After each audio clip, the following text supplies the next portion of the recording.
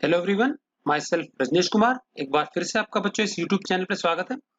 आज हम बच्चों क्लास 10th का साइंस का जो चैप्टर नंबर 15 है, स्ट्रक्चर ऑफ अर्थ, इसका हम पार्ट नंबर 3 स्टार्ट कर रहे हैं। ठीक, आज हम देखेंगे बच्चों हमारा जो सोलर सिस्टम है वो कैसे बना, हमारी धरती जो है उसकी उत्पत्ति कैसे हुई, इससे रिलेटेड कुछ क्वेश्चंस, और हम देखेंगे फिर धरती का जो इंटीरियर स्ट्रक्चर है, अलग अलग कौन सी परतें हैं धरती के अंदर, एंड कंपोजिशन क्या है, किन मेन एलिमेंट्स की धरती हमारी बनी हुई है। चलिए स्टार्ट करते हैं।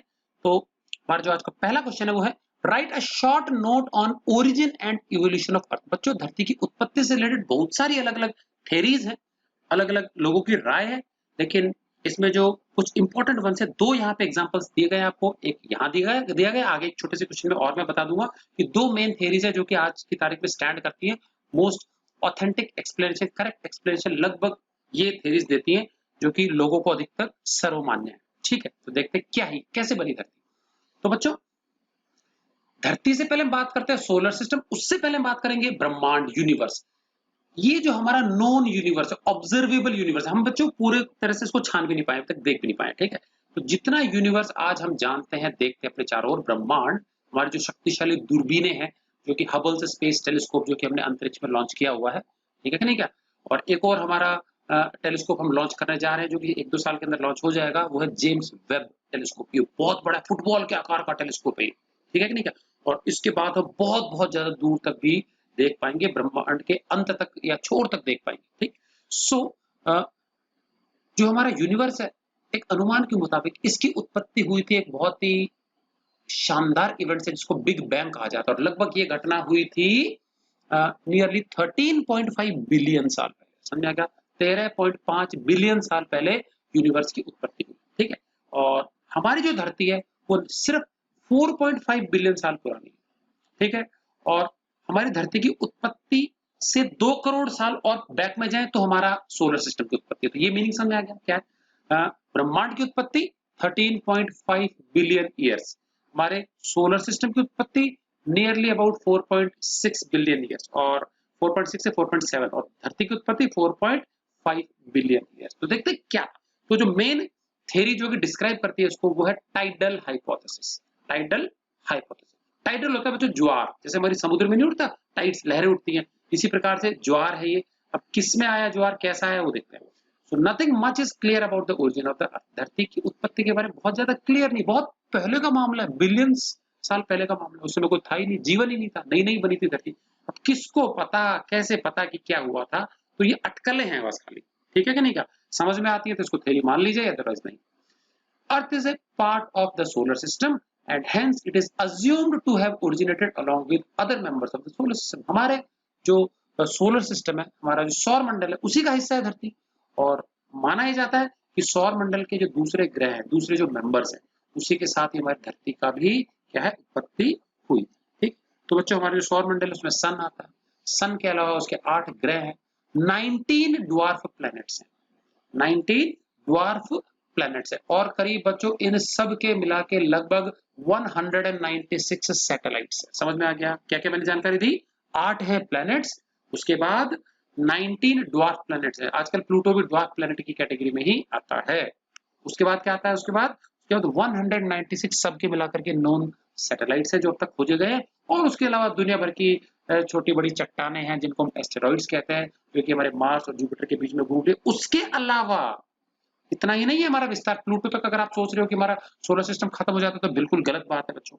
प्लूटो के आगे, बहुत आगे दूरी पर जाएंगे तो हमको एक और आईसी पार्टिकल्स, आईसी चट्टानों, बर्फीली चट्टानों का एक बहुत बड़ा सा झुंड मिलेगा जिसको कुपियर बेल्ट कहते हैं। क्या बोलते हैं, कुपियर बेल्ट। और ये कुपियर बेल्ट बहुत दूरी तक फैलेगी, और इस कुपियर बेल्ट के बाद में फिर एक खाली स्पेस आएगी, उसके बाद फिर बिल्कुल पोल स्फेरिकल बलून के रूप में एक और क्लाउड है जिसको ऊर्ट क्लाउड बोलते हैं, OORT। और इस ऊर्ट क्लाउड में बच्चों असंख्य चट्टाने हैं, बर्फीली असंख्य चट्टाने, छोटे बड़े पार्टिकल्स है जो कि बस 1-2 किलो से लेकर के कई सैकड़ों किलोमीटर बड़े भी ये हो सकते हैं। ठीक है, तो इसका पूरा झुंड जो है वो सन की ग्रेविटी के कारण इसके चारों ओर चक्कर काट रहा है। इतना बड़ा विस्तार है। तो हमारा जो शुरू का जो प्लूटो तक जो हमारा हम विस्तार मानते हैं, वो प्लूटो लगभग 20% हिस्सा ही है हमारे सोलर सिस्टम का। तो सन से लेकर के प्लूटो की दूरी के आगे 80% और दूरी तक हमारा सोलर सिस्टम का विस्तार है। बहुत बहुत बड़ा है, हमारे अनुमान से भी बड़ा है सोलर सिस्टम। ठीक है, चलिए,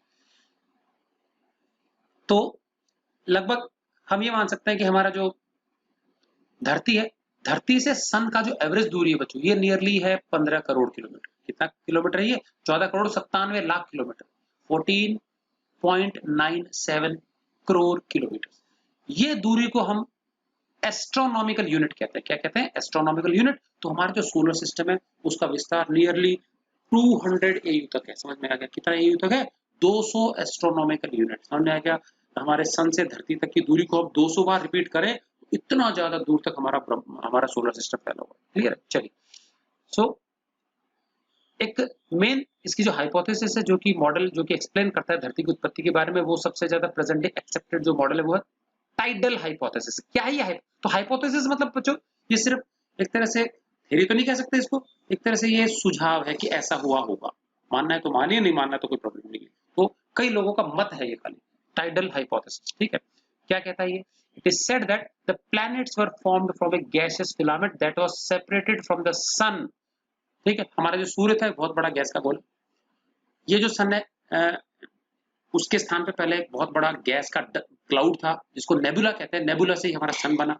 ठीक है, और इस सन में से बहुत बड़ा सारा गैस का फिलामेंट अलग हो गया। कैसे अलग हुआ?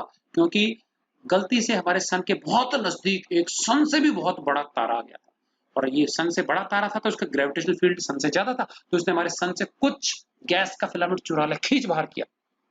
खींच करके अपनी तरफ पूरा तो खींच नहीं पाया, और वो जो बड़ा तारा था वो बस पास पाई करके निकल गया।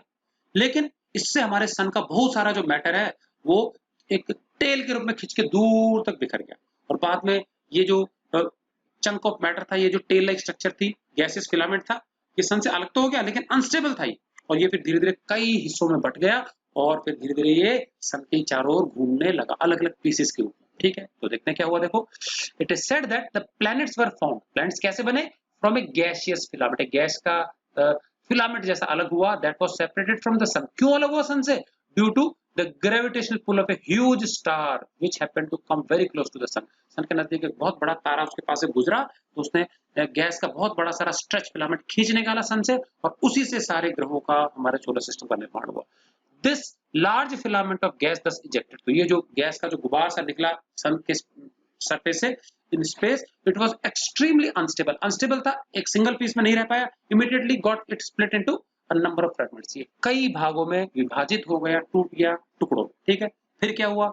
These fragments with gradual cooling. अभी गैसेस का ही बना होता है, और जब सन से दूर हो गया तो ठंडा होने लगा, ठंडा होने लगा तो सिकुड़ने लगा, सिकुड़ने लगा तो कंडेंसेशन के बाद में कई गैसीय प्लेनेट बन गए, गैसेस ठंडी हुई, तो फिर ये, क्योंकि ब्रह्मांड का टेम्परेचर जो है -273 डिग्री सेल्सियस है, इतने कम तापमान पे गैसेस कूल होकर लिक्विड्स बन सकते हैं, लिक्विड्स सॉलिडिफाई हो जाते हैं।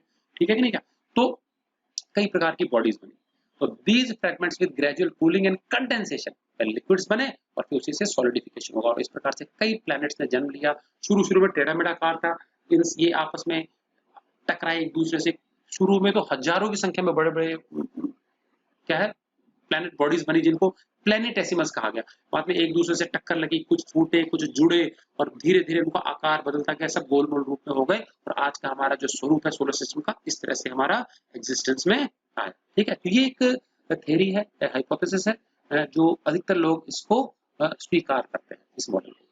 Initially the planets were in the shape of a cigar. शुरू शुरू में जो प्लैनेट्स बने, सिगार देखो जो आपका उसका जहाँ पे उसमें तंबाकू वगैरह रखा जाता है, वो मोटा हेड होता है, और पाइप उसका जो मुंह में रख के खींचने वाला पतला सा होता है। तो शुरू शुरू में ऐसा ही था, जो गैस का गुबार सा अलग हुआ, हर प्लैनेट जो बना वो शुरू शुरू में तो ऐसा गोल गोल गैस का गोला सा था, और उसकी एक बड़ी सारी टेल्स हुआ करती थी। उसका जो एज था वो पतला था, और ब्रॉड उसका सेंटर था। फिर धीरे धीरे गोल गोल गोल गोल घूमता घूमता घूमता घूमता अपने टेल को अपने चारों तरफ लपेट लिया, और पूरा स्फेरिकल हो गए। ठीक है, तो अधिकतर प्लैनेट्स फिर गोल मोल ऐसे शेप में। तो शुरुआत में वो सारे गोल नहीं थे। तो initially the planets were in the shape of a cigar with thin edges and broader centre. तो एज किनारे उसके पतले थे और केंद्र पे मोटे हुआ करते थे। The earth originated about 4.5 billion years अगो। बताया जैसे कि मैंने, धरती का जो उत्पत्ति वो लगभग 4.5 बिलियन साल पहले हुई। 1 बिलियन में 9 जीरो होते हैं क्या? ठीक है, the age of the earth is 1/3 of the age of the universe. और यूनिवर्स मैंने बताया कि 13.5 बिलियन साल, तो इसका 3 गुना कर देंगे तो यूनिवर्स के एज आ जाती है। तो यूनिवर्स जो है उसे 1/3 एज है हमारी धरती की age. Initially the earth was very hot, और शुरू में जो धरती थी काफी गर्म थी, गैस का गोला थी। इसकी रोटेशन स्पीड बहुत जबरदस्त, समझ में आ गया। धरती जो होती है कुछ मिनटों में अपना एक चक्कर पूरा कर लेती है, जो आज लगभग कितना है 24 घंटे का होता है, वो कुछ मिनटों में पूरा कर लेती है। इतनी स्पीड थी उसकी रोटेशन की। आज भी हमारे कुछ गैस के जो प्लैनेट्स हैं वो उनकी स्पीड रोटेशन की बहुत जबरदस्त है। शनि ग्रह जो होता है बच्चों, सिर्फ 8 घंटे में अपना एक चक्कर पूरा कर लेता है। इसका मतलब 24 घंटे में जो यहाँ पे एक डे नाइट होता है, वो शनि ग्रह पे 8 घंटे में पूरा, 4 घंटे का दिन 4 घंटे की रात, समझ आएगा। इतना स्पीड है रोटेशन की। तो गैसीय अवस्था में धरती की रोटेशन स्पीड भी बहुत ज्यादा हाई थी। It's outer surface started cooling, जैसे जैसे इसकी बाहरी सतह ठंडी होने लगी, पहले लिक्विड बनी, लिक्विड बन के फिर सॉलिडिफाई होगी। It took another billions of years to cool down, और ठंडा होने में उसको फिर बिलियन साल लग गए, ठीक है। वाइल कूलिंग डाउन, जैसे जैसे ठंडी हुई तो हुआ क्या, जो भारी भरकम एलिमेंट्स हैं दबाव के कारण जो बन गए, अधिकतर एलिमेंट्स हाइड्रोजन हीलियम के फ्यूजन से बने। जो भारी एलिमेंट्स थे वो धीरे धीरे सेंटर की ओर सिंक कर गए, जिन्होंने कोर को बनाया। फिर जो चट्टाने थी पिघली हुई, उन्होंने ऊपर का जो परत है वो मेंटल बनाया। और फिर ऊपर जो सबसे हल्के एलिमेंट्स हैं, सिलिकॉन है, नॉन मेटल्स है, एल्यूमिनियम है, इन्होंने ऊपरी पपड़ी बना दी, जो कि हमारी सरफेस बनी उसकी, सॉलिड सरफेस, ठीक है। और रिमेनिंग जो बची कुछ गैसेस हैं जो सॉलिडिफाई या लिक्विफाई नहीं हो पाई, उन्होंने हमारा एटमॉस्फेयर, हमारा जो वायुमंडल है वो तैयार करते थे। इस प्रकार से धरती का अस्तित्व सामने आया। क्लियर है? ओके। अभी हम बात कर लेते हैं कि ओरिजिन के बाद में जो हमारी धरती है वो बच्चों पूरे यूनिवर्स में अब तक का सबसे बड़ा नॉन सॉलिड प्लेनेट है। मतलब समझ में आया? अब तक का सबसे बड़ा सॉलिड सरफेस, सॉलिड धरातल वाला प्लेनेट धरती ही है। इससे बड़ा सॉलिड प्लेनेट हमने आज तक नहीं खोजा। समझ में आ गया? So after origin of life on earth, और धरती पे जीवन की उत्पत्ति के बाद में it was subjected to more changes, और कई प्रकार के बदलाव आए इसके मौसम में। धीरे धीरे ये अनुकूल हो गई लाइफ को सपोर्ट करने के लिए। सही दूरी पे है ये सूर्य से, लिक्विड वाटर को सपोर्ट करती है। बहुत सारे फैक्टर्स हैं जो कि लाइफ को यहाँ सुटेबल, लाइफ के लिए सुटेबल कंडीशंस का निर्माण करते हैं। According to diameter, mass and density, the earth is the largest solid planet known in the entire universe. और हो सकते हैं हमने अभी तक खोजे नहीं, तो पूरे ब्रह्मांड में अभी तक का सबसे बड़ा जो सॉलिड प्लैनेट है, मास वाइज, डेंसिटी वाइज, जो लाइफ को सपोर्ट करता है, वो सिर्फ धरती ही है, बाकी से छोटी है। और बाकी जो हमारे सोलर सिस्टम के प्लैनेट्स है, जुपिटर हो गया, सैटर्न, यूरेनस, नेपच्यून, ये सारे के सारे गैसियस प्लैनेट्स हैं, जोवियल प्लैनेट्स। समझ में आ गया? गैस जायंट्स कहलाते हैं। अंदर के जो 4 प्लैनेट्स है वही सॉलिड धरातल वाले, सबसे बड़ी उसमें धरती है। चलिए, धरती और सूर्य के बीच की जो एवरेज दूरी है उसको 1 एस्ट्रोनॉमिकल यूनिट बोलते हैं। मैंने बताया था 14 करोड़ 97 लाख किलोमीटर है ये। तो इसको पावर नोटेशन में लिखा जाए तो 1 AU is equal to 1.497 into 10⁻11 metre. Kilometre में किया जाए तो 1.497 इंटू 10⁸8 किलोमीटर। समझ में आ गया? तो अब अगर मैं यहाँ 10⁷7 कर दूं तो 10⁷7 मतलब होता है 1 करोड़। तो इसमें से 10 निकाल के इसमें इंटू कर दें तो 14.97 14.97 करोड़ हो जाएगा। समझ में आ गया? 14 करोड़ 97 लाख किलोमीटर एग्जैक्ट, ये एवरेज दूरी है। कभी नजदीक आ जाती है धरती, कभी थोड़ा दूर चल जाती है, हल्का सा इलिप्टिकल ऑर्बिट है, एवरेज दूरी निकाली जाती है। तो नियरली इसको बोल सकते हैं 15 करोड़, नियरली 15 करोड़ दूरी है किलोमीटर। ये 1 एस्ट्रोनॉमिकल यूनिट। तो बच्चों हम खगोलीय दूरियां जो होती है वो इस टर्म्स में निकालते हैं। सोलर सिस्टम का जो दूरियां है वो ऐसे, मीटर किलोमीटर बहुत ही छोटी यूनिट हो गई, ठीक। चलिए, उसके बाद धरती के रिवॉल्यूशन, रोटेशन से संबंधित कुछ हमारे इंपॉर्टेंट डेटा वो नोट कर लेते हैं। तो सबसे पहले तो देख लेते हैं धरती जो होती है उसके 2 प्रकार का मूवमेंट होता है। अपनी धुरी पे भी घूमती है ये, और सूर्य के चारों ओर भी ये घूमती है। अपने धुरी के ऊपर घूमना ये कहलाता है रोटेशन, और सूर्य के चारों ओर परिक्रमा करना ये कहलाता है रिवॉल्यूशन। रोटेशन बच्चों धरती 24 घंटे में करती है एक चक्कर, और सूर्य के चारों ओर एक परिक्रमा करने के लिए इसको लगता है 365 दिन और नियरली 6 घंटे। वैसे तो लगते हैं 5 घंटे 48 मिनट, बट नियरली इसको 6 आवर्स मान सकते हैं, ठीक है। तो ये जो 6 घंटे हैं ये हम छोड़ देते हैं, 6 घंटे हम छोड़ देते हैं, और ये 6 घंटे 4 साल के अंदर मिलके एक कंप्लीट दिन बन जाता है। तो हर चौथे साल हमारा साल में एक दिन एक्स्ट्रा जोड़ लिया जाता है, जो कि लीप ईयर बन जाता है, और उस वर्ष में 366 डेज होते हैं। क्लियर है? चलिए, उसके बाद हमने फर्स्ट क्वेश्चन में देखा था, फर्स्ट वीडियो में, कि मून की उत्पत्ति कैसे हुई। एक मार्स साइज की बॉडी, थैया नामक बॉडी धरती से टकरा गई थी, जिसके कारण धरती का जो एक्सिस है वो टिल्ट हो गया, 23.5 डिग्री पे झुक गया, और इसी झुकाव के कारण धरती पे क्या होता है, सीजन्स बनते हैं, ठीक है।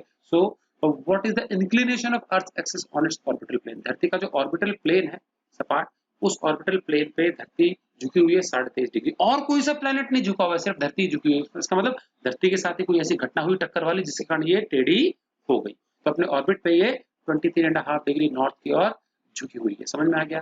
तो एक पोल इसका कभी सन के नजदीक होता है तो दूसरा दूर होता है, फिर 6 महीने बाद जब अपोजिट एंड पे आ जाएगी तो दूसरा पोल नजदीक आ जाएगा तो दूसरा वाला दूर हो जाएगा। तो यही कारण है कि हमारे ध्रुवों पे 6-6 महीने तक लगातार सूर्य दिखता है। अगर नॉर्थ पोल पे 6 महीने लगातार सूर्य दिखेगा तो साउथ पोल पे 6 महीने लगातार अंधेरा रहेगा, फिर नेक्स्ट 6 महीने लगातार साउथ पोल पे उजाला रहेगा तो नॉर्थ पोल में। आजकल बच्चों स्वीडन में ऐसा ही हो रहा है, एक महोत्सव मनाया जा रहा है, रात के 2 बजे धूप निकल जाती है वहां पे, और वो धूप लगातार 3-4 महीने तक रहने वाली है वहां पे, ठीक है। मिड नाइट सन कहते हैं उसको। तो वहाँ पे फेस्टिवल मनाया जा रहा है, लोग रात के आधी रात को 2-2:30 बजे स्कीइंग के लिए निकलते हैं। तो वहाँ आपको क्षितिज पे हमेशा सन दिखाई देता है, वहाँ पे हल्की सी रोशनी रहती है और वो वैसे ही बना रहता है। पिच डार्क नाइट होती है वो नहीं आती ध्रुवों पे। नॉर्वे हो गया, स्वीडन हो गया, इन इलाकों में, ठीक है।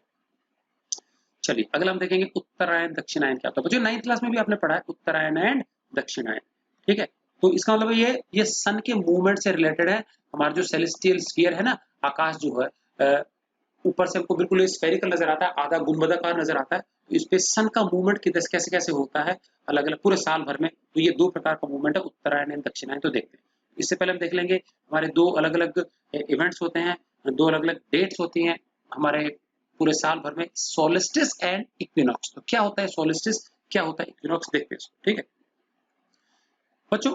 हमारा धरती के सेंटर से एक 0 डिग्री की लाइन गुजरती है इक्वेटर, इक्वेटर के ऊपर 23.5 डिग्री ऊपर चले तो हमको एक और सर्कुलर जो हमारी सर्कल है जिसको हम बोलते हैं ट्रॉपिक ऑफ कैंसर। इसी प्रकार से सदर्न हेमिस्फीयर में एक और ट्रॉपिक है जिसको बोलते हैं ट्रॉपिक ऑफ कैप्रिकॉर्न। ओके, तो 2 ट्रॉपिक के बीच का जो रीजन है वो ट्रॉपिकल बेल्ट कहलाता है, ठीक है। तो इक्वेटर के ऊपर है tropic of Cancer 23.5 degree north में, एंड ट्रॉपिक ऑफ कैप्रिकॉर्न। तो ये शब्दों को मैं बार बार विवरण में यूज करूंगा तो आप थोड़ा सा ध्यान रखिएगा। क्या now what is the reason for Uttarayan and Dakshinayan, क्या कारण है उत्तरायण और दक्षिणायन का, क्या मतलब होता है इसका धरती पे, and what is the reason for sun solstice, sun के जो सोलिस्टिस है इनका क्या मतलब होता है, धरती पे क्यों दिखाई देते हैं। सोलिस्टिस क्या होता है, इक्विनॉक्स भी बताऊंगा क्या होता है। During the revolution of earth around the sun, जैसे जैसे धरती परिक्रमा करती है सूर्य की, the sun appears to be moving gradually between the 2 tropics. ये जो 2 ट्रॉपिक है ना हमारे, एक तो नॉर्थ में कौन सा है ट्रॉपिक ऑफ कैंसर, और साउथ में कौन सा ट्रॉपिक ऑफ कैप्रिकॉर्न। इन दोनों के बीच में सूर्य मूव करता हुआ लगता है, कभी तो नॉर्थ से साउथ की तरफ मूव करता हुआ लगता है, कभी साउथ से नॉर्थ की तरफ मूव करता हुआ लगता है। समझ आ गया कि नहीं क्या? तो ये मूवमेंट एक दिन में नहीं दिखेगा, it is seen through their continuously for a period of 6 month, 6 महीने। तो ये नॉर्थ से साउथ की तरफ जाता हुआ दिखता है, जिसको हम दक्षिणायन बोलते हैं, और अगले 6 महीने में ये साउथ से नॉर्थवर्ड जर्नी स्टार्ट कर देता है, इसको हम बोलते हैं उत्तरायण। तो दक्षिणायन दक्षिण की ओर आना, उत्तरायण उत्तर की ओर प्रस्थान करना। समझ में आ गया?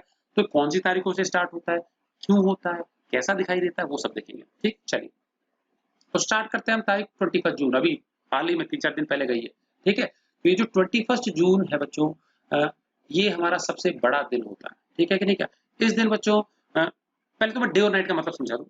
24 घंटे का दिन रात जो हमारा अर्थ डे होता है, उसमें से वो पीरियड जब हमारे को सन के दर्शन होते रहते हैं किसी पर्टिकुलर पॉइंट पे, किसी पर्टिकुलर स्थान पे, इक्वेटर पे मान लें हम इक्वेटर पे बैठे हैं, तो इक्वेटर पे हमको यदि सन के दर्शन होते रहते हैं और वो सूर्य हमको कितने समय तक दिखाई देता है, वो पूरा इल्यूमिनेटेड पीरियड जब तक हमको सन डायरेक्टली विजिबल होता है वो क्या रहता है, डे पीरियड। और जब सन छिप गया तो फिर नाइट में काउंट हो जाता है, ठीक है कि नहीं का। तो डे एंड नाइट का ये मतलब हो गया, ठीक है।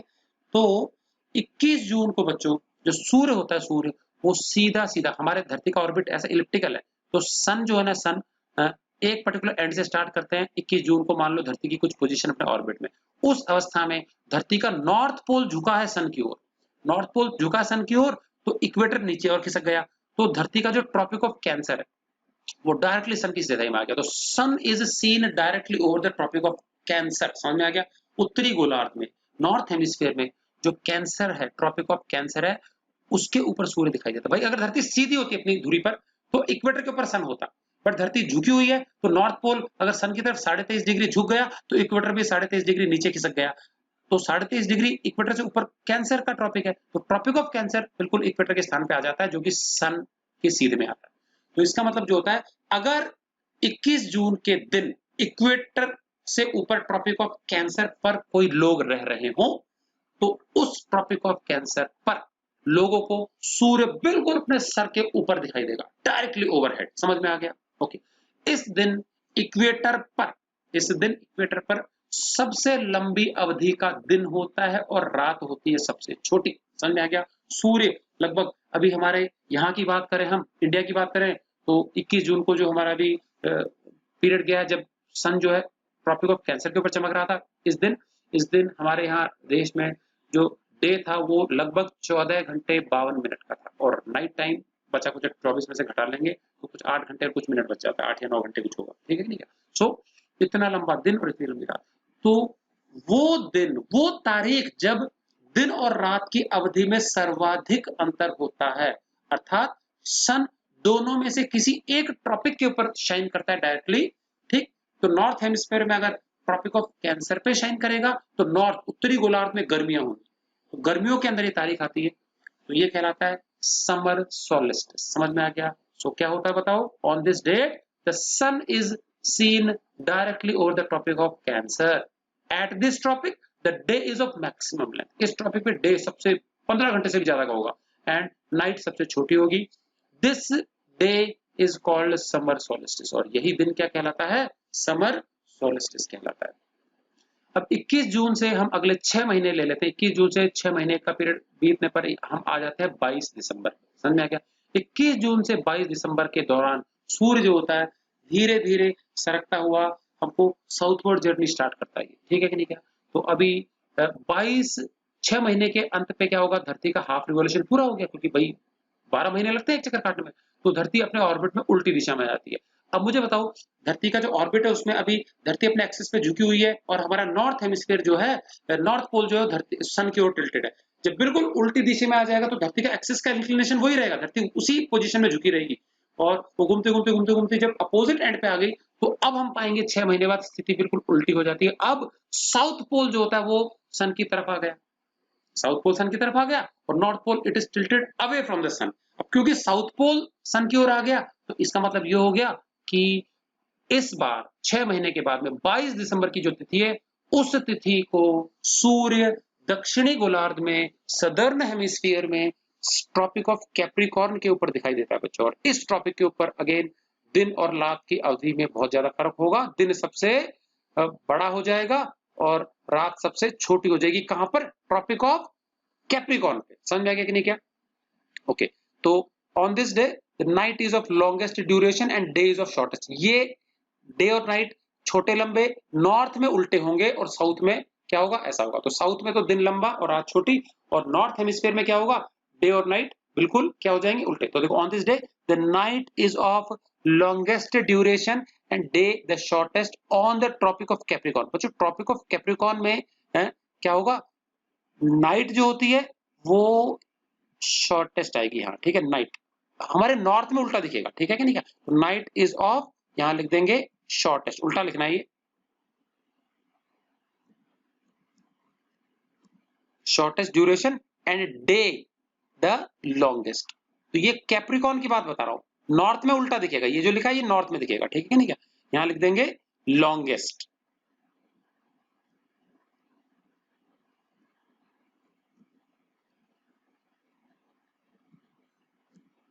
ओके। तो साउथ हेमिस्फीयर में जो हमारा ट्रॉपिक ऑफ कैप्रिकॉर्न है वहां पे दिन की अवधि क्या होगी? सबसे बड़ी होगी, रात की छोटी होगी। लेकिन नॉर्थ में उल्टा है बिल्कुल, नॉर्थ में क्या होगा? दिन छोटा हो गया, रात सबसे बड़ी होगी। तो 22 दिसंबर को तिथि आती है जब नॉर्थ हेमिस्फीयर में उल्टा हो गया।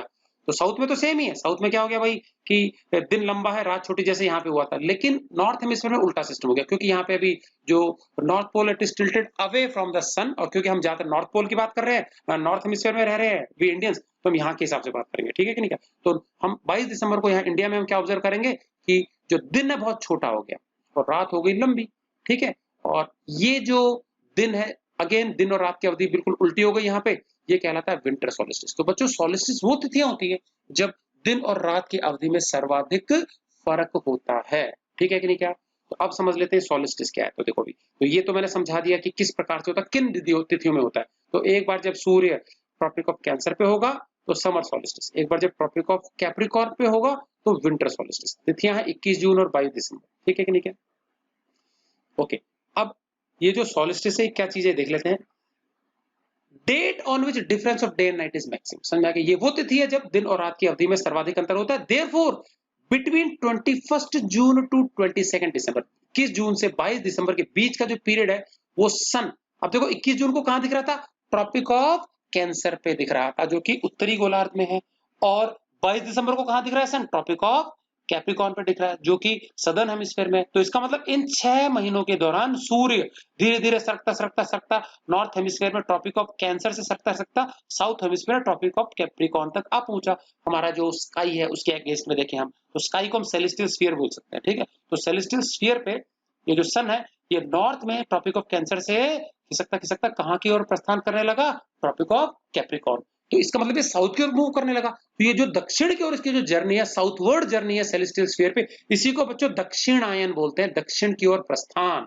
समझ में आ गया। सो द सन अपीयर्स, तो इन दो तिथियों में 21 जून से 22 दिसंबर के बीच में the sun appears to be moving from the tropic of Cancer to the tropic of Capricorn. तो अगर हम सपोज इक्वेटर पे बैठ के सब देखें तो इक्वेटर पे 21 जून को हमको सन उत्तर में लगेगा, फिर धीरे धीरे हमको जैसे जैसे कुछ दिन बीतेंगे और हमारे सर के ऊपर आने लगेगा, कभी ना कभी बीचों बीच जब 3 महीने बीत जाएंगे, जून जुलाई अगस्त सितंबर के आसपास हमारे सर के ऊपर दिखेगा, फिर वापस और पीछे चला जाएगा, और 22 दिसंबर आते आते बिल्कुल हमारे सर के पीछे मतलब दक्षिण की तरफ ये सन दिखाई देगा दोपहर को। समझ में आ गया। तो ये जो 6 महीने के दौरान जो प्रस्थान है दक्षिण की ओर, ये कहलाता है दक्षिणायन।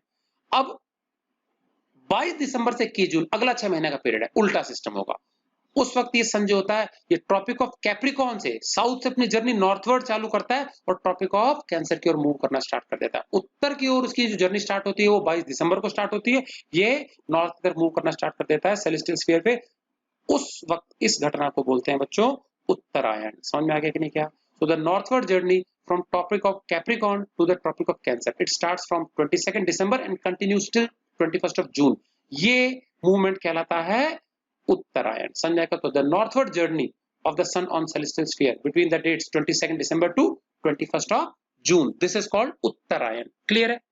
तो हमारे देश में शुभ कार्यों के लिए उत्तरायण समय ज्यादा अच्छा माना जाता है। डूबता सूरज दक्षिण की ओर प्रस्थान करता सूरज अच्छा नहीं माना जाता। समझ में आ गया कि नहीं क्या। उत्तरायण जो होता है वो शुभ मुहूर्त के लिए माना जाता है।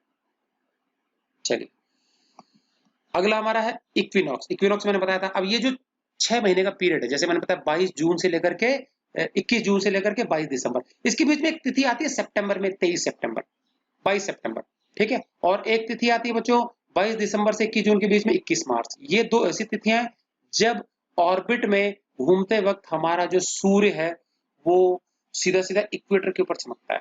तो सोलिस्टिस वाली तिथियों पे ये चमकता है किसी न किसी ट्रॉपिक के ऊपर, या तो कैंसर का ट्रॉपिक हो या कैप्रिकॉर्न का। लेकिन दो तिथियां ऐसी भी आती हैं जब ये इक्वेटर के ऊपर चमकता है और इक्वेटर पे दिन और रात की अवधि बिल्कुल एक समान होती है। उस तिथियों को हम बोलते हैं इक्विनॉक्स। इक्वी मतलब इक्वल।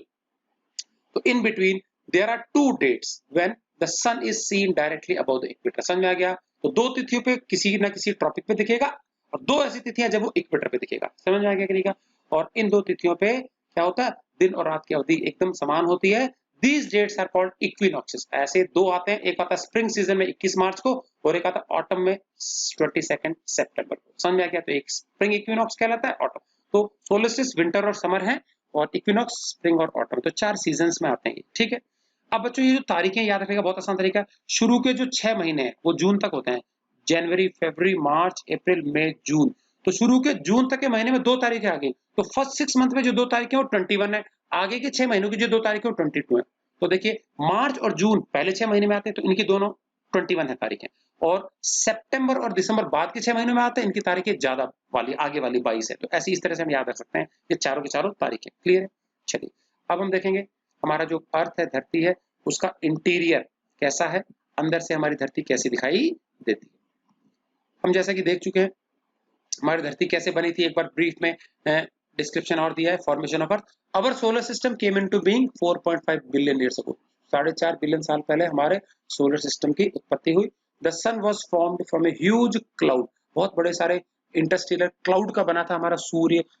इस प्रकार की जो क्लाउड डस्ट होती है, बहुत बड़ा सारा चमकता हुआ क्लाउड है, उसको हम नेबुला कहते हैं, सोलर नेबुला। तो उसके केंद्र पे सन का निर्माण हुआ। इस की मेन जो गैसेज है हाइड्रोजन और हीलियम ही होती है। हाइड्रोजन के फ्यूजन से हीलियम बनती है, बहुत ज्यादा एनर्जी रिलीज होती है जिसके कारण सन हमारा चमकता है। और खूब सारी डस्ट, स्टीलर डस्ट, वो ये सोलर नेबुला में मौजूद होता है। ये हमारे रॉ मटेरियल्स हैं तारों को बनाने के। तो सन बन गया। After the formation of sun some of the gases which could not become a part of the sun. अब ये दूसरी थ्योरी, ठीक है, वो जो बताया था पहले टाइडल हाइपोथेसिस। एक थ्योरी ये भी है जो कुछ लोग मानते हैं कि कुछ हिस्सा ऐसा था नेबुला का जो सन का हिस्सा नहीं बन पाया, दूर रह गया, वो कंडेंस होकर के छोटे-छोटे पीसेस बना दिए, मैटर के हजारों रॉक के पीसेस बना दिए ठंड के कारण, ठीक है। और इनके ऊपर फिर खूब तो ये मेटल, रॉक, डस्ट, ठीक है, गैसेस, फ्रोजन गैसेस इनके बने हुए हैं। ये छोटे-छोटे जो बहुत सारी चट्टानें बन गई, थाउजेंड्स ऑफ पीसेस, ये प्लैनेटेसिमल्स कहते हैं, अर्ली प्लैनेट्स, ठीक है, प्लैनेट्स के रॉ मेटेरियल से बाद में आपस में टकराए। बहुत सारे सैकड़ों सैकड़ों प्लैनेटेसिमल्स ऐसे होते थे जो एक ही ऑर्बिट में घूमते थे आगे पीछे, और कई बार एक दूसरे से टकरा भी जाते थे।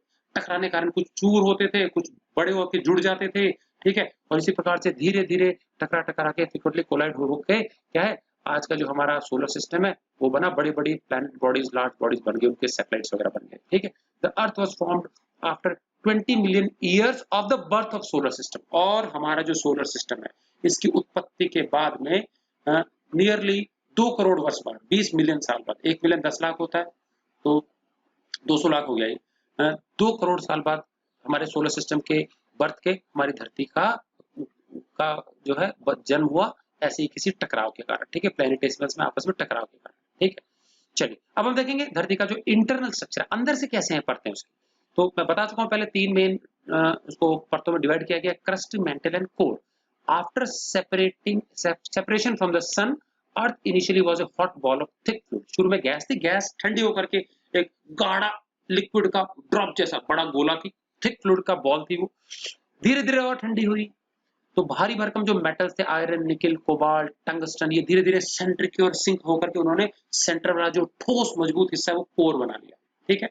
ये कोर बच्चों, इसका जो रेडियस है ये है 3500 किलोमीटर, समझ में आ गया। रेडियस है, मोटाई पूरी देखे तो 7000 किलोमीटर मोटाई, डायमीटर देखे तो सिर्फ सेंटर से वन वे अगर हम आ जाए बाहर की ओर सेंटर से चालू करके तो 3500 किलोमीटर तक सिर्फ कोर ही है। आयरन, निकल, कोबाल्ट, टंगस्टन इनका बना हुआ है धरती के सेंटर से 3500 किलोमीटर। उसके बाद वो 3500 के बाद और ऊपर चले तो अगले 2800 किलोमीटर तक पिघली हुई चट्टानें हैं जो कि मेंटल कहलाता है। ये कोर जो है बच्चों, इसका तापमान जो है सेंटर पे वो 6000 डिग्री से 7000 डिग्री सेल्सियस है। ये लगभग सन के सतह के टेम्परेचर के बराबर है, ठीक है। अब कोर के निर्माण में जो भी मेटल्स हमारे लगे हैं, आयरन, निकल, कोबाल्ट, इनमें सबसे ज्यादा मेल्टिंग पॉइंट बच्चों टंगस्टन का है, 3400 डिग्री सेल्सियस मेल्टिंग पॉइंट है। अब समझना, और बाकी ये कम तापमान पे पिघल जाते हैं, मतलब 3500 डिग्री सेल्सियस पे लगभग सारे मेल्ट हो सकते हैं। लेकिन जो कोर है, कोर, उस कोर के ऊपर इतना मलबा और भी तो पड़ा हुआ है। तो भाई मेल्टिंग में क्या होता है बच्चों, हीट मिलने से एटम्स दूर मूव करते हैं, लिक्विफिकेशन में वो एक्सपेंड होता है मैटर, पार्टिकल्स दूर मूव करते हैं, लिक्विड के पार्टिकल्स दूर दूर होते हैं सॉलिड के मुकाबले। लेकिन धरती के ऊपर इतना ऊपर मैटर दबा पड़ा है कि कोर पे जबरदस्त आउटवर्ड प्रेशर होता है। तो सेंट्रल कोर, केंद्र का जो कोर है, 3500 किलोमीटर में से शुरू का जो 1700-1800 किलोमीटर है बच्चों, वो बिल्कुल सॉलिड है। 7000-6000 डिग्री सेल्सियस पर भी ये 2500-3000 डिग्री सेल्सियस वाले मेटल्स पिघलते नहीं है, बिकॉज इतना जबरदस्त दबाव होता है इनके ऊपर कि ये मेल्ट नहीं हो पाते इतने हाई टेम्परेचर पे। तो दबाव बढ़ाने के साथ ही मेल्टिंग पॉइंट बढ़ जाएगा, ठीक है। तो even though they have lower melting point but they do not melt because of the extensively high pressure of the अर्थ, ठीक है। तो बाहरी जो कोर है बच्चों, वहां पे फिर थोड़ा सा पिघला हुआ ये मेटल्स हैं, आउटर कोर जो लास्ट का जो 1000-1500 किलोमीटर है, ठीक है कि नहीं है। चलिए उसके बाद इसका जो तापमान मैंने बता दिया, सरफेस टेम्परेचर के बराबर है सन के 6000 से 7000 degree Celsius, hottest part. The inner core remain solid even at such high temperature, समझ में आ गया। सेंट्रल कोर है वो इतने हाई तापमान पे भी सॉलिड रहता है because of the extremely high pressure of upper layers. तो ये फैलना चाहता है लेकिन ऊपर की लेयर दबा के रखती है, उसको पिचका के रखती है, तो सॉलिड ही बना रखते हैं, मॉलिक्यूल्स, एटम्स पास पास रहते हैं। The outer core is liquid and made up of molten rock, और बाहरी जो कोर है वो पिघली चट्टानों का, मिनरल्स का, मेटल्स का बना हुआ है, ठीक। चलिए कोर के बाद में मैंने बताया अगला जो है 2800 किलोमीटर ऊंचाई तक कोर के खत्म होने के बाद में, कोर से स्टार्ट करें 2800 किलोमीटर तक अगर बाहर की ओर आए तो 2800 किलोमीटर तक पिघली हुई चट्टानों का पूरा फ्लो होता है। और ये पिघली हुई चट्टानों की जो परत है इसको मेंटल बोलते हैं, समझ में आ गया। और इसमें भी मेंटल में भी जो कोर के नजदीक का है वहां तापमान ज्यादा है, ऊपर जब चलेंगे सरफेस के वहां तापमान कम, ठीक है कि नहीं। तो शुरू के 1500 में तापमान ज्यादा है और लगभग 1000 डिग्री का फर्क है लोअर और अपर लेयर्स के बीच में। The molten rocks of mantle are also called magma. और ये जो पिघली हुई चट्टाने हैं मेंटल की, इसको मैग्मा नाम भी दिया जाता है, हिंदी में इसको लावा भी बोल देते हैं। The magma near the core is more hot as compare to the magma near earth surface. समझ में आ गया? कोर के नजदीक वाला मैग्मा ज्यादा गर्म है, धरती के सतह के नजदीक का मैग्मा कम गर्म है। समझ में आ गया? 1000 डिग्री के आसपास का फर्क है इनके बीच में। Due to this difference of temperature, इसी तापमान में फर्क के कारण क्या होता है, नीचे का उबलता हुआ गर्मा गर्म मैग्मा हल्का होने के कारण ऊपर की ओर राइज करता है, ऊपर का ठंडा नीचे सिंक करता है। और ये मैग्मा मूवमेंट ही है जो कि टेक्टोनिक एक्टिविटीज को जन्म देता है, कन्वेक्शन करंट उत्पन्न होते हैं, इसी कारण हमारे अर्थ का मैग्नेटिक फील्ड भी जनरेट होता है इस मैग्मा मूवमेंट के कारण। ठीक है, so due to this difference of temperature, the hot magma continuously rises up toward the surface, surface की ओर मूव करता है, and relatively colder magma gradually sinks down, और cold magma जो होता है, जो थोड़ा ठंडा है, वो नीचे बैठेगा, फिर उबल करके फिर ऊपर जाएगा, लगातार अप डाउन मूवमेंट होता रहता है। तो इस प्रकार से एक अंदर से हीट इंजन की तरह हमारा गर्भ में धरती का मेंटल काम करता है। दिस कॉजेज कन्वेक्शन करंट्स, और इसी प्रकार से जो अब भाई पिघला हुआ चट्टान है तो उसके अंदर आयंस भी होंगे, आयंस मतलब चार्जेस, और चार्जेस का मूवमेंट होता है, करंट हम पढ़ चुके हैं, और ये करंट फ्लोइंग हमने पढ़ा है ना, current carrying conductor produces a magnetic field around itself. तो पूरी धरती के अंदर इस प्रकार के कन्वेक्शन करंट्स होते हैं मेंटल में, और उसके सेंटर पे जो कोर है, सॉलिड कोर है मेटालिक, वो एक तरह से हमारे कोर के चारों तरफ क्या करंट्स फ्लो करते हैं, चार्जेस फ्लो करते हैं, इसके कारण मैग्नेटिक फील्ड उत्पन्न होता है। हमने पढ़ा ना, current carrying conductor produces a magnetic field around itself. तो धरती एक बहुत बड़ा सारा करंट कैरिंग कंडक्टर के समान बिहेव करता है, और उसके चारों तरफ जबरदस्त मैग्नेटिक फील्ड प्रोड्यूस होता है, जो कि हमको सूर्य से आने वाले जो सोलर विंड्स है, चार्ज पार्टिकल्स है, प्लाज्मा है, उससे हमारी रक्षा करता है। ठीक, ओके, आगे चलते हैं।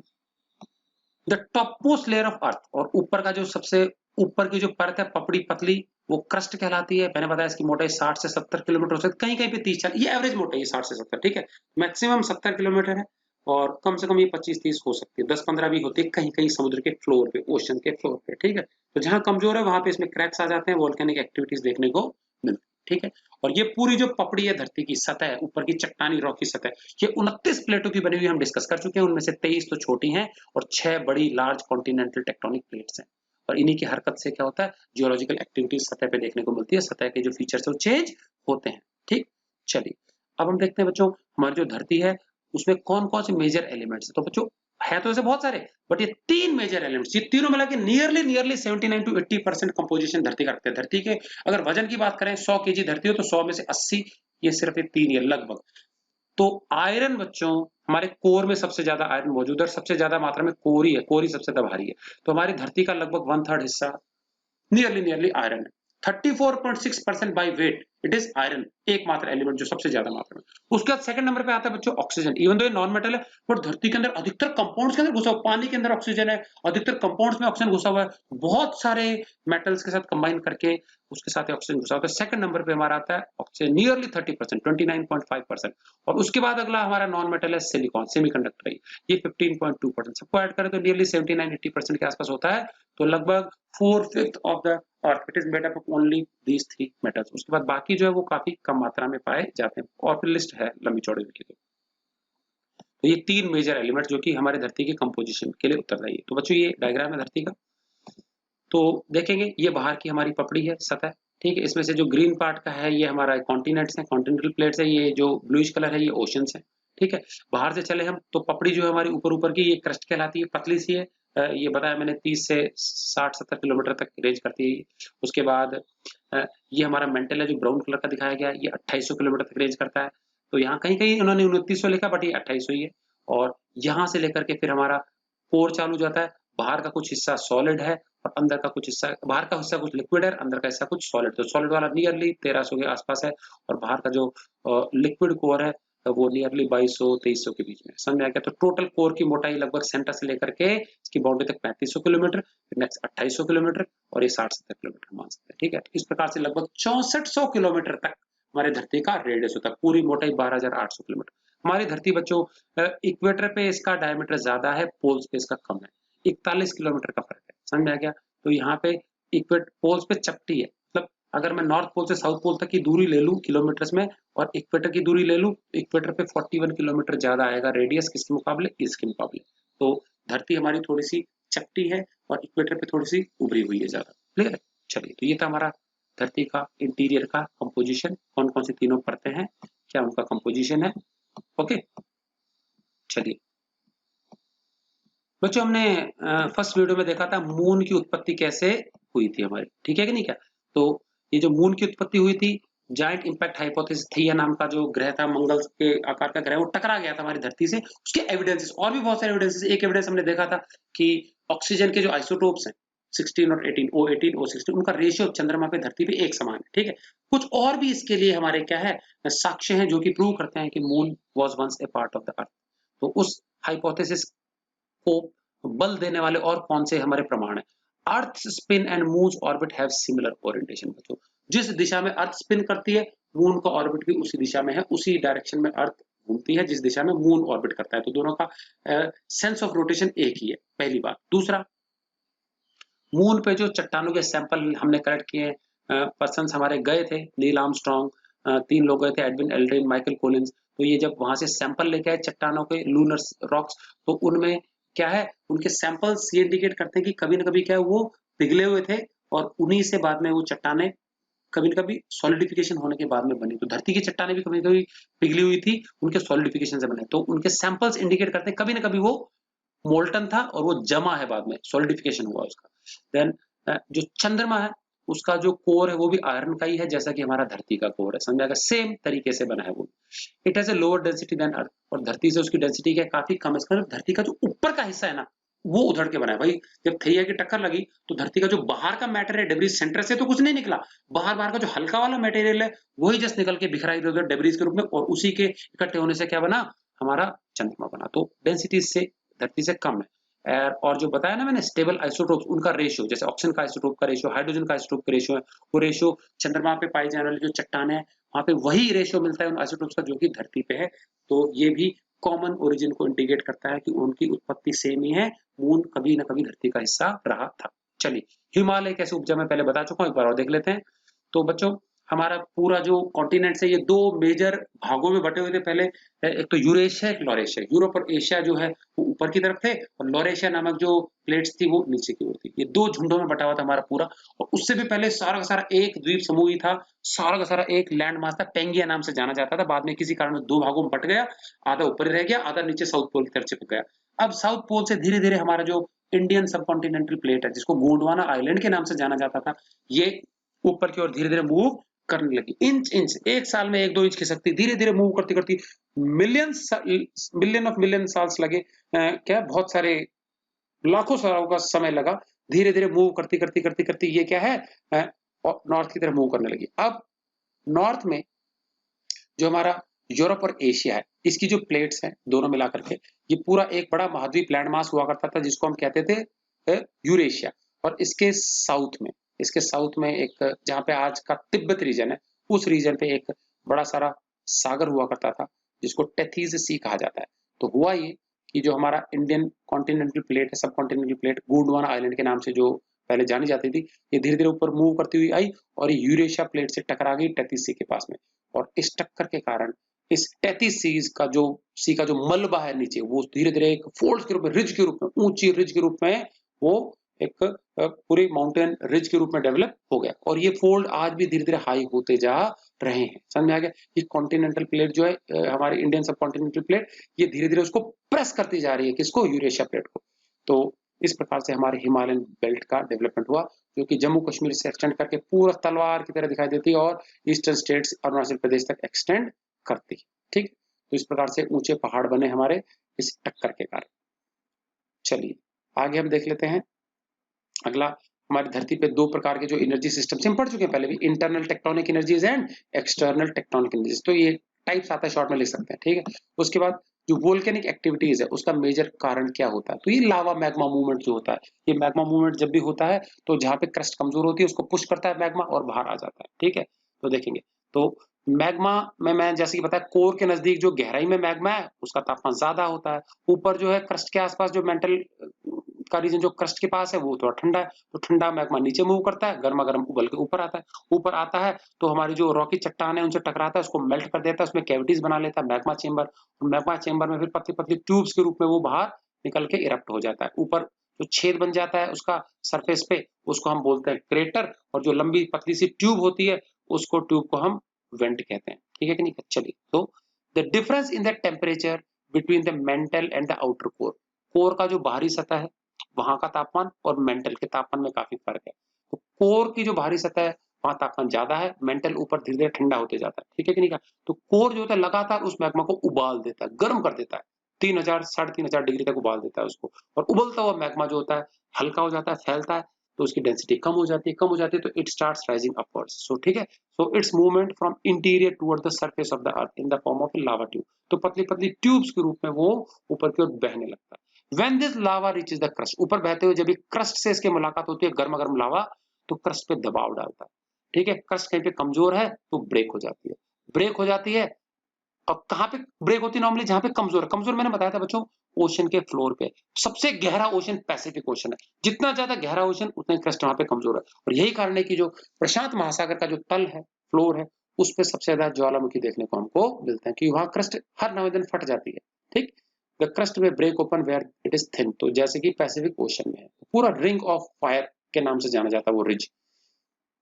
This causes eruption of hot magma, तो हॉट मैग्मा प्रेशर डालेगा तो वहां पे दरार पड़ जाती है, फूट के बाहर आ जाता है, और इस प्रकार से बाहरी सतह पे एक छेद बन जाता है। इस छेद को हम वेंट क्रेटर कहते हैं। वेंट ट्यूब होती है, उसका ओपनिंग जो बाहर है वो क्रेटर कहलाता है। It's opening at the top is crater, तो वेंट हो गई ट्यूब, और उसका जो बाहर आउटर सरफेस पे जो गोल छेद होता है उसको क्रेटर बोलते हैं।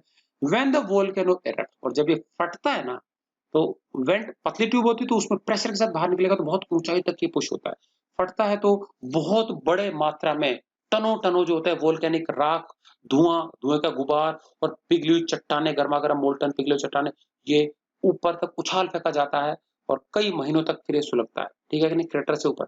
और फिर जब ये नीचे गिरता है तो तुरंत ही सॉलिडिफाई हो जाता है ये, ठीक है? इसी से हमारे इग्निशियस रॉक्स, ग्रेनाइट वगैरह ये सब बनता है।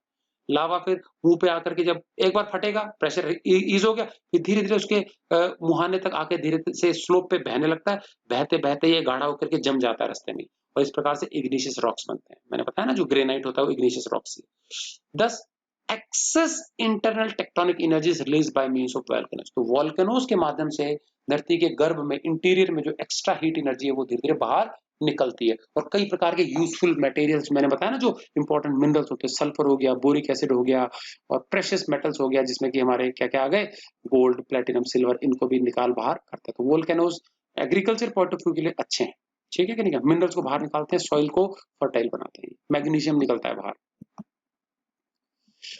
अब धरती पे वैसे तो बहुत सारे वोल्केनोज हैं जो धरती को समय समय रीशेप करते रहते हैं। अधिकतर इसमें से सुप्त स्टेज में, इनएक्टिव है, डोरमेंट है। तो some volcanoes are active, some are dormant. अधिकतर डोरमेंट है, कुछ एक्टिव वोल्केनोज भी हैं। तो अधिकतर जो एक्टिव वोल्केनोज बचा है वो प्रशांत महासागर के बेस पे है। तो most of the active volcanoes they are found along the boundaries of tectonic plates, और जहां पे टेक्टोनिक प्लेट्स की बाउंड्रीज होती है ना, वो कमजोर होती है, तो वहां पे हर नाउ एंड देन वो क्या है, प्रेशर डालते हैं, बाउंड्रीज को थोड़ा खिसका देते हैं, और बीच में से मैग्मा बाहर इरप्ट हो जाता है। तो टेक्टोनिक प्लेट्स की बाउंड्रीज पे, बाउंड्रीज जो फॉल्ट जोन होते हैं, वहां पे ये वोल्केनिक एक्टिविटीज होती है, जहां पे प्लेट कमजोर होती है। For example ring of fire, ये वोल्केनिक चेन है, ये पैसिफिक ओशन में प्रशांत महासागर के तल पे है, रिंग ऑफ फायर। तो समय समय पे वहां पे ज्वालामुखी फटते रहते हैं, मैग्मा समुद्र के अंदर ही सेटल हो जाता है, धीरे धीरे समुद्र का बेस ऊंचा होते जाता है, आइलैंड्स नए नए बनते जाते हैं। What are the disadvantages of volcanoes, तो हम देखेंगे दोनों ही, फायदे क्या है उसके और नुकसान क्या है। तो डिसएडवांटेजेस मतलब हानियां क्या क्या हो सकती है। बहुत ज्यादा एटमॉस्फेरिक पोल्यूशन होता है। Volcanic eruption causes severe atmospheric pollution, भयंकर, महीनों महीनों तक धूल का गुबार उड़ता है। हजारों फैक्ट्री जितना पोल्यूशन कॉज नहीं करती, उतना ये कुछ दिनों में कर देता है। खूब सारी राख उड़ती है, ठीक है। Displaces people and disrupt flight, लोगों को डिस्प्लेस होना पड़ता है, फ्लाइट बंद कर देनी पड़ती है। इतना हीट डेवलप हो जाती है कि कुछ दिखाई देना बंद हो जाता है, कई सैकड़ों हजारों किलोमीटर दूर तक दिखना बंद हो जाता है, तो फ्लाइट नहीं उड़ सकती उन रीजन्स में। अंडर वाटर वोल्केनिक इरप्शन, और अगर पानी के अंदर कोई भी ज्वालामुखी फटता है ना बच्चों, तो उससे हॉट गैसेज जो निकलती है, मैंने बताया था सल्फर के ऑक्साइड को पानी के साथ रिएक्ट करके सल्फ्यूरिक एसिड जैसे खतरनाक एसिड्स बना लेते हैं, जो एक्वेटिक लाइफ को डैमेज कर सकता है। तो ये सब नुकसान हो सकते हैं वोल्केनिक इरप्शन से, बायोडाइवर्सिटी के लिए खतरा है। अब हम देखेंगे कुछ फायदे भी होते हैं। तो कुछ यूजफुल मिनरल्स को, मेटल्स को ये निकाल बाहर करता है, जो एग्रीकल्चर के लिए यूजफुल है हमारे, ठीक है। So what are the advantages of volcanic eruption, ठीक है, ज्वालामुखी फटने के लाभ क्या होते हैं वो देखेंगे हम यहाँ पे, ठीक है। After volcanic eruption the magma rocks gradually विदर away. जो भी मैग्मा रॉक्स चट्टानें जब बन जाती हैं, धीरे धीरे टूटती फूटती हैं, घिसती पिटती हैं और उसमें से मैग्नीशियम बाहर निकलता है। समझ में आ गया कि नहीं? कई प्रकार के मिनरल तत्व बाहर निकलते हैं जो कि उपजाऊ मिट्टी बनाते हैं। तो वोल्केनिक रॉक जो होती है काफी उपजाऊ होती है, वो मिट्टी में मिक्सअप होने से उसको न्यूट्रिएंट रिच बना देती है, कई सालों साल तक अच्छी खेती होती है, ठीक है, अच्छी प्रोडक्टिविटी होती है। सो ये चट्टाने मैग्मा रॉक जब टूटते हैं, व्हेन दे विदर अवे, जब टूटते हैं बाय एक्सटर्नल फोर्सेस, हवा, पानी, बारिश, सनलाइट, फ्रॉस्ट, वेदरिंग जब होती है तो इससे हाईली फर्टाइल सॉइल बनती है और ये फर्टाइल सॉइल हमारी एग्रीकल्चर के लिए बहुत अच्छी। काली मिट्टी बच्चों जो है, जो कि हमारे गुजरात में, महाराष्ट्र में, एमपी में पाई जाती है, ये गेहूं के लिए, गन्ना के लिए, कपास के उत्पादन के लिए बहुत अच्छी मानी जाती है। ये सारी की सारी वोल्केनिक राख से बनी हुई है, वोल्केनिक चट्टानों से बनी हुई मिट्टी है। मैनी यूजफुल केमिकल्स, और कई केमिकल्स निकल आते हैं लावा के साथ में, मैग्मा के साथ में। सल्फर आ गया, बोरिक एसिड आ गया, प्रेशियस मेटल जिसमें कि सोना, चांदी या प्लेटिनम हो सकते हैं, ये लावा के साथ निकल बाहर आते हैं, अदरवाइज हम उसको निकाल भी नहीं पाएंगे, ठीक है। इन रीजन्स ऑफ वोल्केनिक एक्टिविटीज, और कई जहां जहां वोल्केनिक एक्टिविटीज होती है वहां पे मैंने बताया ना, क्रस्ट के आसपास कहीं कैविटीज होती हैं, दरारें पड़ जाती है चट्टानों में, उनमें पानी जमा हो जाता है, पानी गर्म होकर उबलने लगता है, हॉट वाटर स्प्रिंग्स बन जाते हैं, और जिनमें की हीलिंग प्रॉपर्टीज होती है, स्किन डिजीज को क्योर करने की प्रॉपर्टीज भी होती है। इसमें सल्फर मिक्सअप होता है, सल्फर एक बहुत अच्छा स्किन के लिए एंटीसेप्टिक का काम करता है, तो इनमें क्यूरेटिव प्रॉपर्टीज भी होती है। ये थे हमारे बच्चों advantages of volcanic eruption. Clear है? तो बच्चों ये हमारा लास्ट टॉपिक था चैप्टर का। इसी के साथ ही ये चैप्टर हमारा यहाँ पे खत्म होता है। आई थिंक आपको अच्छे से समझ में आया होगा। बड़ा नहीं है चैप्टर, कुछ छोटा मोटा इसमें क्वेश्चन आ जाते हैं, तो उसको थरोली ढंग से आप समझ करके पूरा नोटबुक में नोट करेंगे। क्लियर है? सो आज की वीडियो के लिए इतना ही। नेक्स्ट वीडियो में बच्चों हम स्टार्ट करेंगे chapter number 16। Clear? So till then, good bye and thanks for watching.